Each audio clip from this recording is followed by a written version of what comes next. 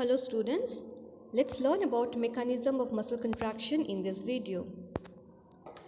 Mechanism of muscle contraction is best explained by the sliding filament theory, which states that contraction of a muscle fiber takes place by the sliding of the thin filaments, that is actin filaments, over the thick filaments, that is myosin filaments.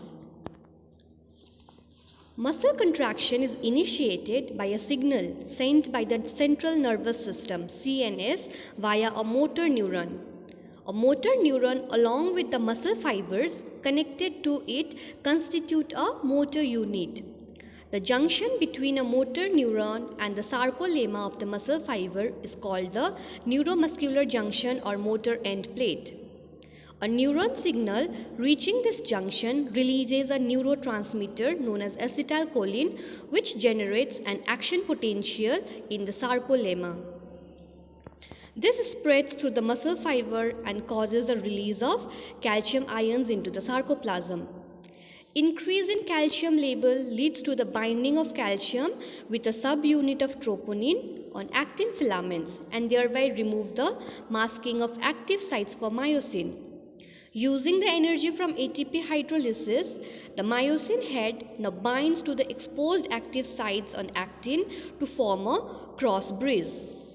This pulls the attached actin filaments towards the center of A band. The jet line attached to these actins are also pulled inwards, thereby causing a shortening of the sarcomere, that is contraction.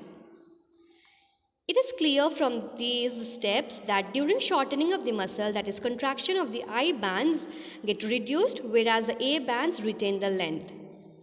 The myosin releasing the ADP and phosphate ion goes back to its relaxed state. A new ATP binds and the cross bridge is broken. The ATP is again hydrolyzed by the myosin head and the cycle of cross bridge formation and breakage is repeated, causing further sliding.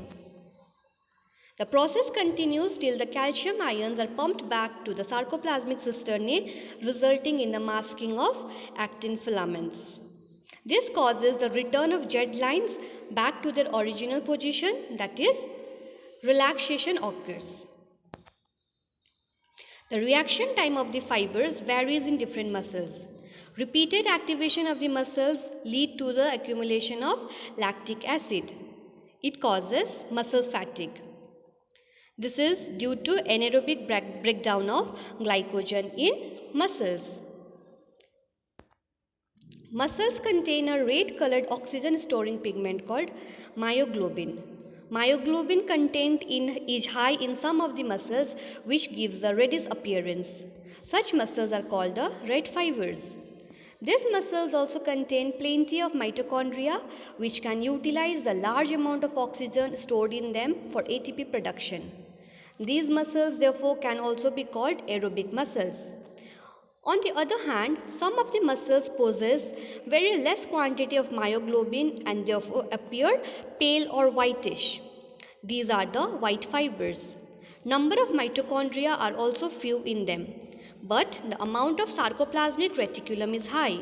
They depend on anaerobic process for energy.